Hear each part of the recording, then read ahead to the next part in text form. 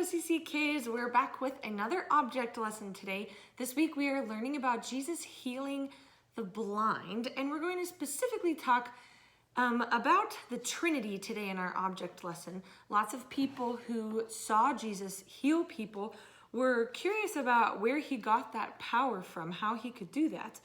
And the reason is because Jesus is God. And we are going to use 3 different colors of paint to represent the Trinity today. Now, the Trinity is God, and God is 3 persons in one. Today, we're going to be making purple paint, which you can also do at home if you have red, blue, and white paint, to remind us that God is 3 in 1, just like how purple paint is 3 colors in 1. This white paint, we'll start with this, is going to be like God the Father. People often think of God as being really holy or pure, and that's why we're going to use white paint, because white is a very pure color. We're going to get some of that in there. And then we have red paint. This is going to represent Jesus, because lots of times when we think of Jesus, we remember the sacrifice that he made for us and the shedding of his blood that saved us, and blood is red. So here comes some red paint. Ooh, it's coming out really slowly. There it goes. And here comes some blue paint. This is going to represent the Holy Spirit.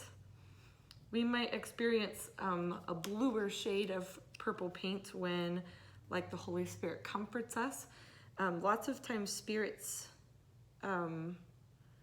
are described as like the wind, because we can't see them, and the wind reminds me of the sky, which is blue, so that's why we're going to use blue paint. Now I've got this big conglomeration of white, blue, and red paint, and we're going to stir it up, because we know that the Trinity is inseparable, and once we mix all these paint colors together, they too will be inseparable. And sometimes what's cool about this paint analogy too is that it reminds us that we experience different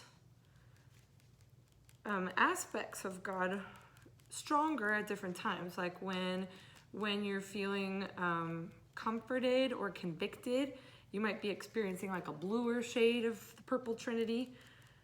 Or if you're, in awe of God's majesty, as you're worshiping him, you might be experiencing like a whiter shade of purple. And here we have purple-ish paint. There we go. So some of you guys got to take home, if you're a grade schooler, you got to take home like a wheel where you got to mix different shades of paint colors this week. And hopefully that will help remind you of the Trinity, how God is 3 inseparable persons in 1, just like how our purple paint is 3 inseparable colors in 1.